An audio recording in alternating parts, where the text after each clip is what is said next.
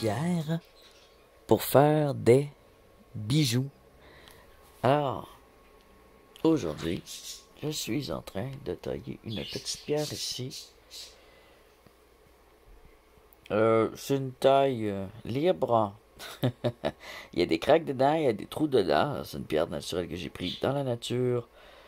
Est assez fragile, peut-être une petite fluorite ou un petit quartz. Quand on le taille, on voit mieux, on voit bien ce que c'est d'après la dureté. Là, ça l'aide aussi à définir ce que c'est. Alors là, j'ai dégrossi avec une petite lame à diamant. Et maintenant, je fais un premier polissage avec une pierre à sabler. Et je vais continuer ensuite avec une pierre à sabler plus fine, plus fine, plus fine. Puis je vais la polir. Il va rester encore des petites craques, des petits trous parce que il faudrait que je la taille vraiment très très petite. Alors moi j'ai décidé de ne pas l'acheter, de la garder. Alors, une pierre de grande qualité dans les pierres précieuses, elle n'aura pas de craques, elle n'aura pas de trous, mais elle va coûter une petite fortune. Alors quand on les prend dans la nature, il va y avoir une pierre sur 100 qui va être genre parfaite pour une taille parfaite.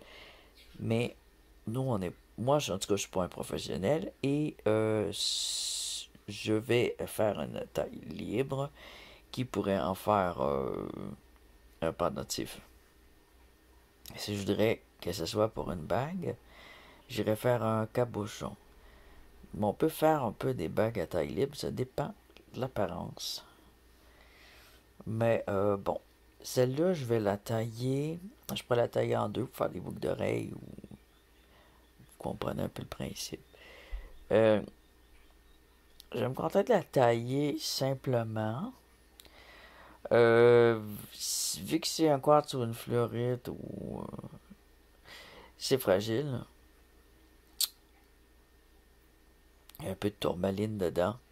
Alors c'est une belle petite pierre qui brille très bien. Là, elle est complètement mat parce qu'elle est polie, mais je l'ai choisie justement parce qu'elle brillait beaucoup. Puis parce qu'elle était jaune sale puis qu'il y avait des craques là. Fait que j'ai dit on va tailler pour voir pour aider mieux à définir ce que c'est exactement. Et je vais passer un petit quartz, mais on va le voir à la couleur aussi. Si c'est pas une fluorite ou un quartz, on va le voir. À la dureté, la fluorite est moins dure aussi que le quartz. J'ai l'impression d'une fluorite, là. On va voir. Et ensuite, je vais en faire un pendentif. Alors, je pense que je vais devoir faire un fil qui va l'entourer avec un fil de cuivre ou de fer ou je regarderai dans mes fils. J'ai plus de gaz pour souder là. J'ai l'appareil à soudure mais j'ai pas c'est moi ça me prend de l'oxygène, de l'hydrogène. Je l'ai plus mais oh, je vais le faire sans soudure. C'est petit un peu hein? Je pourrais faire aussi un trou bord en bord pour en faire une perle. Des perles, ce que je vais faire, je vais pas prendre des cristaux pour faire des perles. Moi, je vais plutôt prendre des aventurines, des petites choses qui si cassent, ça va me faire moins de peine. Ça va me déranger moins si ça casse. Alors, pour l'instant, on va se faire une forme libre, j'en ai déjà faite, qui va être utilisée dans des pendentifs ou une bague, puis qui va être entourée avec du fil de fer. Fait qu'on va. Moi, ça va être du fil de cuivre. Je sais pas ce que j'ai, je sais pas, c'est pas mal ça, c'est du fil de cuivre. Du fil de cuivre, bah, ça noircit, hein, c'est pas un bijou qu'on peut porter tout le temps. Donc, on va essayer de faire. Pas tenter de quoi, là, j'ai aucune idée de ce que je vais faire, mais je vais commencer par tailler la pierre, ça c'est sûr.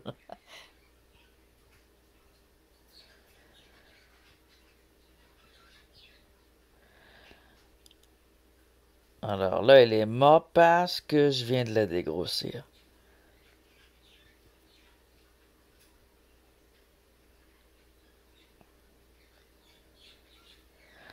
Elle a une forme de trapèze, là, pour l'instant.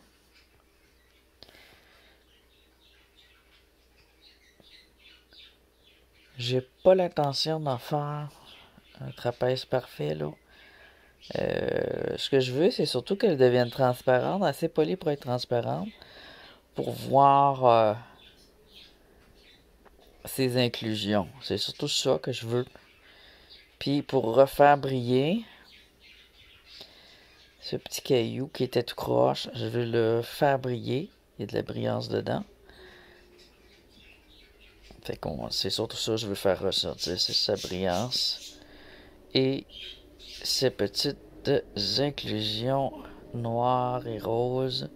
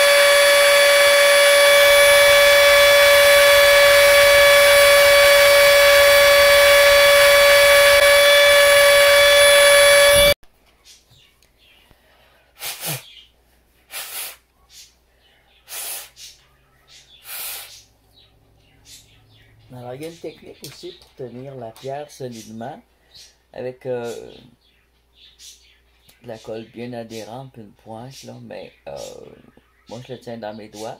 Ça peut arriver qu'elle la revole. Mais il vaut mieux avoir quelque chose pour la tenir, là, d'assez fort.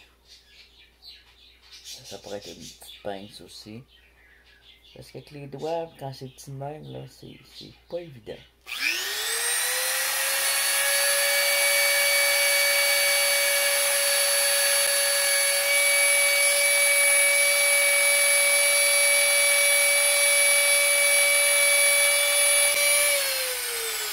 Alors là, ce que je fais, c'est que j'essaie de réduire l'apparence des craques et des petits trous.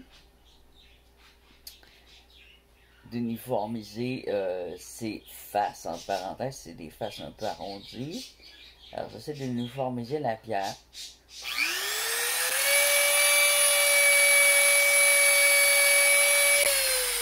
Pendant que je la polis, que je l'assemble, là c'est un sablage, je vais vous montrer des images de pierres fines, de pierres précieuses. Ça c'est des pierres précieuses là qu'on fait aujourd'hui. Pierres fines ou pierres précieuses qui ont qui ont été formées, qu'on appelle forme libre, ce que j'appelle forme libre. Je vais vous en montrer des exemples. Vous allez voir, il y en a qui ont des facettes, il y en a qui sont plus arrondis. Alors, on va regarder ça, des formes libres de pierres précieuses pour bijoux ou pour des fois, tu le laisses dans un petit coffre transparent, là, juste pour comme démonstration, là. Donc, pendant que je sors ça, je vais vous montrer des images comme ça, de formes libres que je vais trouver qui sont très jolies. Je ne les ai pas encore trouvées, mais je me fais un devoir d'aller en chercher des belles et puis de vous ajouter ça au montage.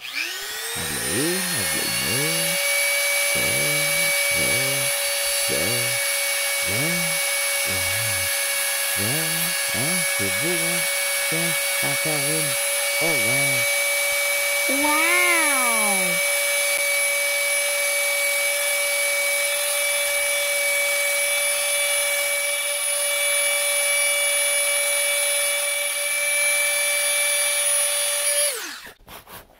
Bon. Et évidemment, à chaque étape, on rapetisse un peu. On va regarder ce que ça donne. Alors là, elle est sablée. Les craques, les trous paraissent un peu moins, mais ils paraissent encore.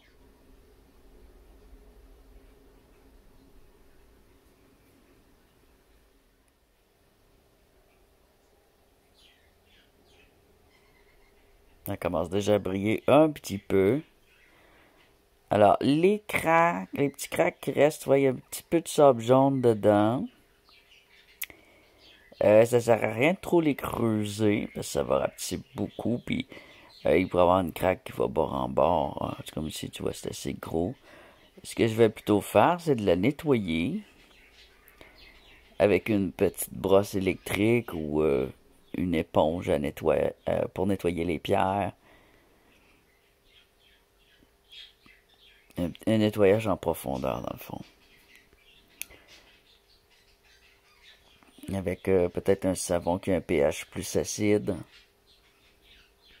pour déjaunir. Alors, ça prend un nettoyage en profondeur. Mais on ne le fera pas tout de suite, notre nettoyage en profondeur. Là, je vais changer ma pierre. Je vais aller chercher.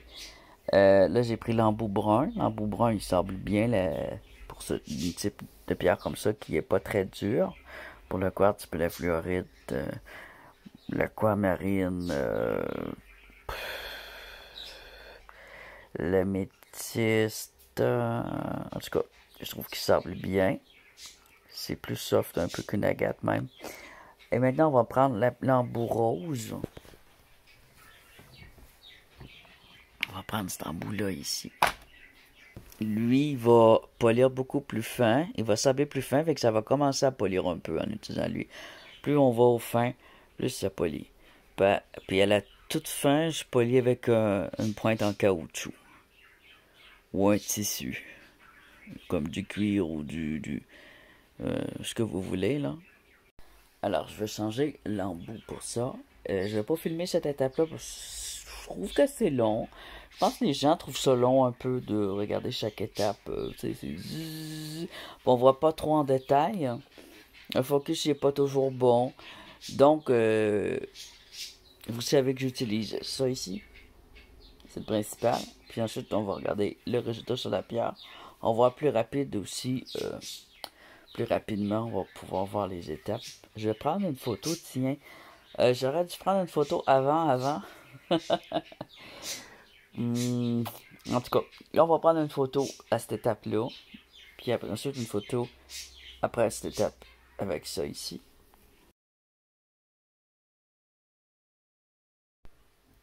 Alors, cette étape-là est faite.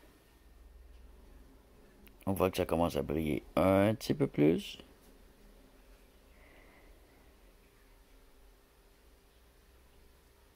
On voit aussi un peu plus les inclusions.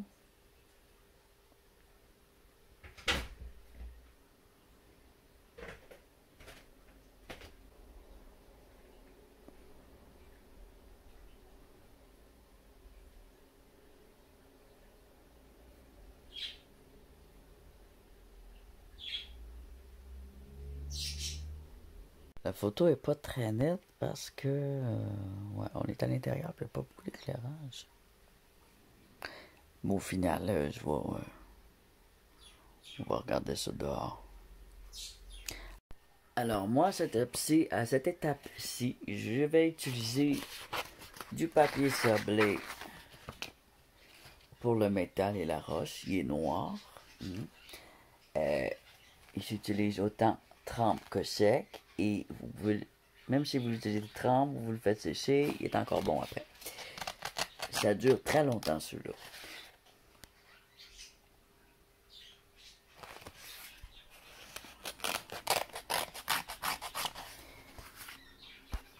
Alors, je prends tout simplement ma belle petite pierre que je viens sabler. Alors, je prends pas une surface plat parce que ma pierre est pas plat. Alors, sur les cuisses, c'est parfait, ou sur un coussin. Ou sur une couverte, on met une couverture en dessous ou une serviette. Ou un torchon, ce que vous voulez, mais la surface ne doit pas être dure quand que ce n'est pas une surface plane. Donc, il faut une surface un peu plus molle pour aider à assembler un peu partout.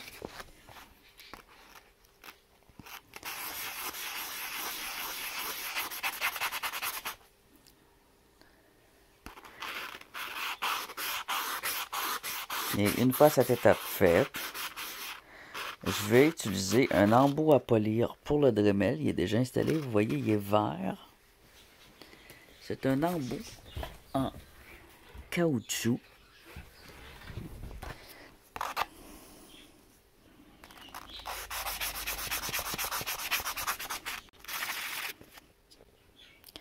Ça va quand même assez vite. C'est quand on suit les étapes, ça va plus vite que quand on les suit pas. Faites attention par contre, si votre papier sablé il est trop rugueux, si c'est du en bas de 220 là, et ça va pas le polir là, ça va plutôt le remettre mat, et puis là vous allez devoir recommencer. Ouais. Alors, pour ne pas avoir de poussière, on met de l'eau. Surtout ça, ça se fait bien dans la maison.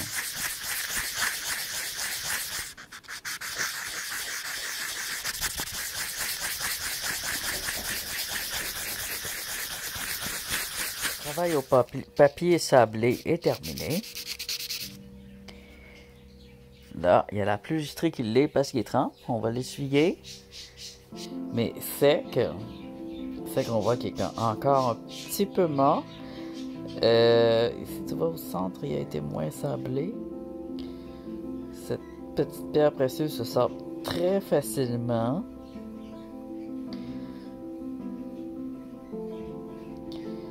Elle est mauve rose. Plus rosé que mauve, je dirais. Alors là, elle a une apparence cireuse.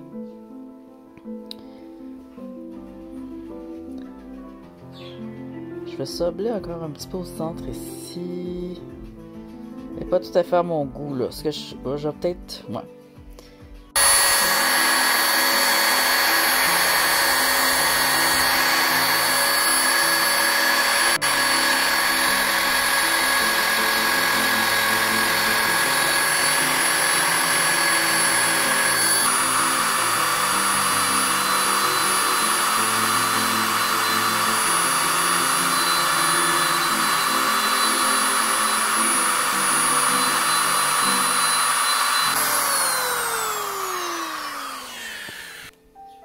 Une fois que le sablage au caoutchouc est fait, je vais la nettoyer. Alors, je vais la frotter, moi, avec une petite laine comme ça, un petit bout de laine. Puis ensuite, je vais l'essuyer avec un linge doux. Pour enlever toutes les poudres qui restent. Alors, les craques sont déjà plus nettoyées qu'elles étaient. Le caoutchouc est nettoyé un peu, mais ça va venir... nettoyer aussi. Puis ça, je vais vous montrer, c'est une laine qu'on peut mettre aussi sur un Dremel. Là, je vais juste le faire à la main. Petit nettoyage dans ce qui reste de petits craques. Parce qu'il y en a encore un peu, hein. J'ai dit que je les enlèverais pas toutes. Ces shorts-là, c'est mes shorts à bricolage, c'est du coton, du jogging. C'est bon, ça pourrait être aussi de la microfibre. Ça pourrait être de la laine crochetée serrée. Du chamois. Il y en a qui vont utiliser du vieux cuir, des vieux manteaux de cuir. Là, on utilise le côté du suède, l'intérieur. Si on avait du soleil, là, on verrait bien la brillance. J'aurais pu sabler plus avec la pierre brune pour dégrossir. J'ai pas dégrossi assez. En essayant de ne pas l'échapper. En faisant attention à ne pas l'échapper. C'est vraiment petit. J'en ai plusieurs autres petites pierres fines là, de différentes sortes. Tu vois, celle-là, j'arrivais pas à l'identifier parce qu'elle était trop sale. Elle avait plein de craques.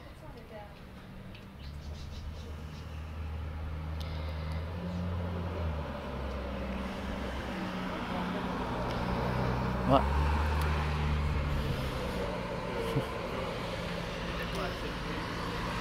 Beaucoup plus joli, hein?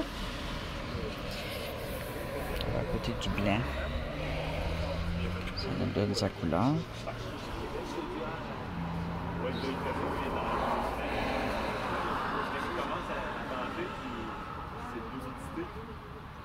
Ils sont toujours dehors, qu'il pleut, qu'il neige. je peux pas faire de vidéo sans avoir du blabla en arrière. Ils sont tout le temps dehors, c'est-à-dire. Puis la gueule les arrête pas. Comme, comme on dit en bas québécois, la gueule les arrête pas. C'est vrai! Alors, ce que je vais faire, c'est qu'on va regarder avec une petite lampe lumineuse faite pour ça. C'est fait juste pour ça. Alors, en vérifiant la dureté, j'aurais probablement du 5 de dureté. Là, ma batterie est à terre pour la machine de dureté. Ben oui, déjà! Elle n'a pas duré longtemps, je me suis beaucoup amusé avec. Mais il venait avec ça une petite truc microscopique. Alors, la fluorite, ça peut être fluo. Ça, c'est pour vérifier la fluorescence, mais là, il fait pas noir. Il fait noir un peu. La fluorite va absorber, mais pas toujours. Ah, oui, oui. Oui, oui, on l'a. On devrait pouvoir utiliser ce microscope à pierre. Ah.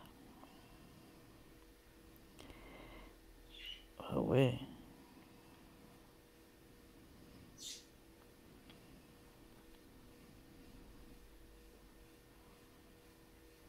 On voit bien les craques avec le sable jaune, il y en a encore.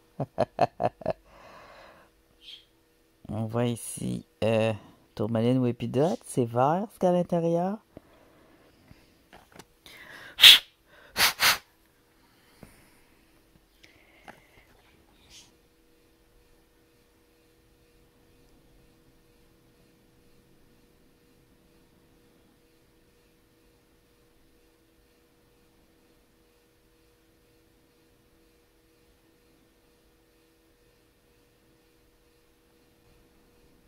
Oh, là on voit bien.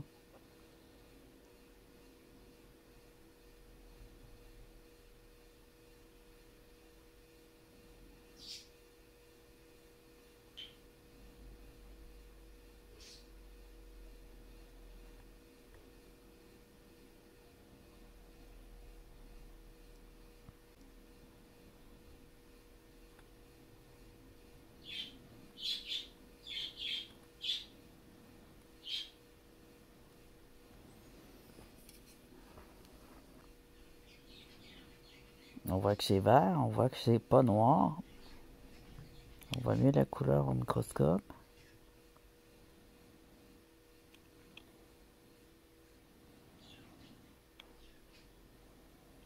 On voit l'inakide.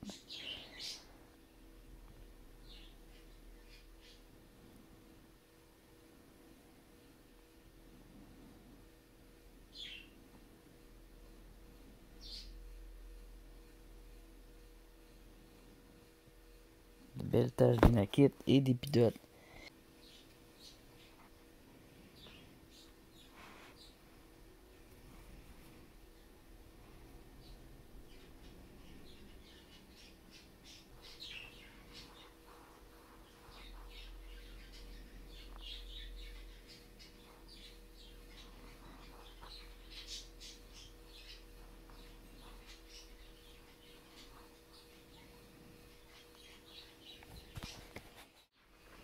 Alors cette pierre-là, je l'avais pris dans ce tas-là. C'est mieux. Je vais la mettre ici. Je vais m'en choisir une là-dedans. Pour préparer. À faire un beau bijou.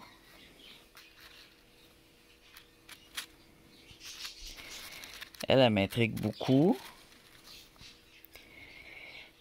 Elle est verte à l'intérieur. Autour est blanche. Une autre belle pierre fine ici. Elle va sûrement être très belle. Formée. Polie. On va la prendre en photo. Tu vois, elle, là, c'est ouais. C'est la même chose que ça ici. Pas tout à fait, hein. Tu vois, là, elle est rouge, là, on le voit. Une fois poli, la couleur ressort mieux. Par rapport aux autres. Elle va probablement être verte ici. Donc, je pourrais faire elle avec un centre vert, elle m'intrigue beaucoup. Je pourrais faire elle aussi. N'importe laquelle, on fait, là.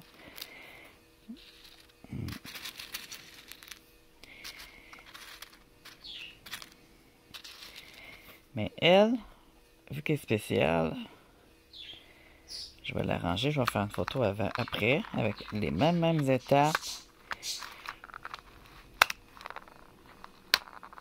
que celle qu'on vient de faire.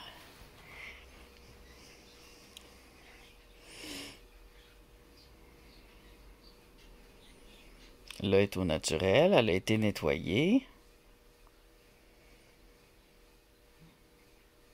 C'est possiblement de l'épidote avec des cristaux blancs ou de la tourmaline. On voit le verre, il ressort ici. Il rentre à l'intérieur, puis il ressort là. C'est pour ça que je pense un peu à de la tourmaline.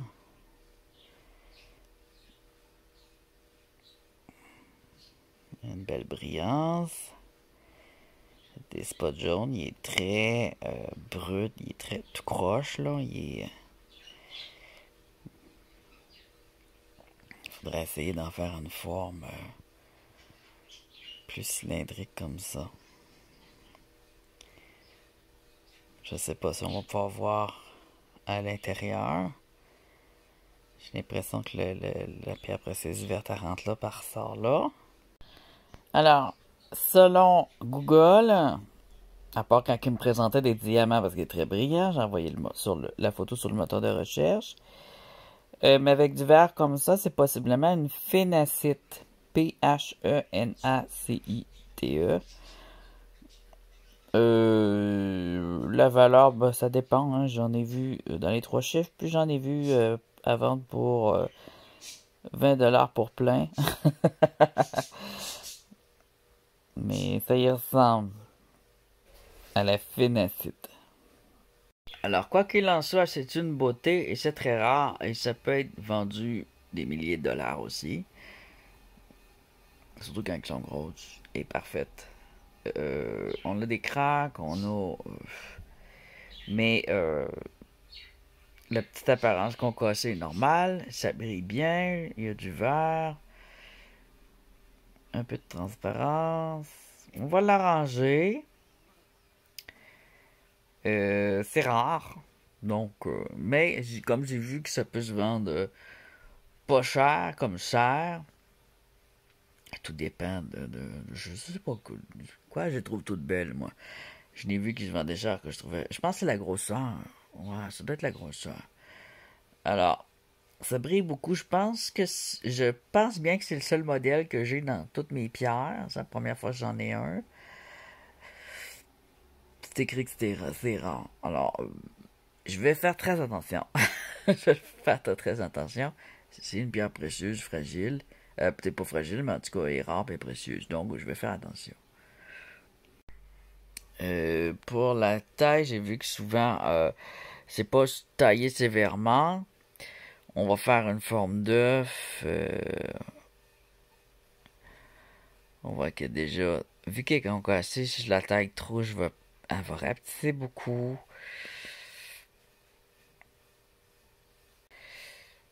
Disons que je vais y aller léger.